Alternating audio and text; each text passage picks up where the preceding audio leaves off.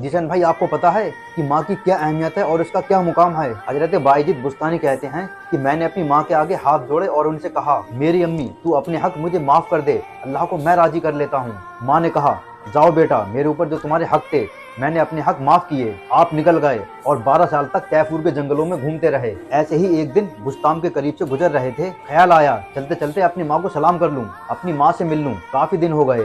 दरवाजा अंदर से बंद था। दरवाजे पर दस्तक देने ही वाले थे तो सोचा, माँ को इतने साल तक कोई सुख तो दिया नहीं, अब उनको दुख क्यों देते हो? सर्दियों का मौसम है, वो बिस्तर पर जा चुकी होगी, तेरे लिए उठेगी फिर दरवाजा खोलेगी। इस एहसास ने उन्हें रोक दिया और दरवाजे पर ही बैठ गए। सारी रात गुजर गई। जब शहरी का वक्त हुआ तो घर के अंदर से जो नाली आ रही थी उसमें से पानी आने लगा। मैं समझ गया कि मेरी माँ तहज्जुद में उठी होगी। मैंने दस्तक दी तो अंदर से आवाज आई, बेटा बायजिद, ठहरो, मैं अभी आई। माएँ बेटों के दस्तक के अंदाज को भी पहचानती हैं। ये किस बेटे की दस्तक की आवाज है? बायजिद बुस्तानी खुद कहते हैं, जब मैंने 12 साल बाद दस्तक दी तो माँ ने कहा, बेटा ठहरो, मैं अभी आई।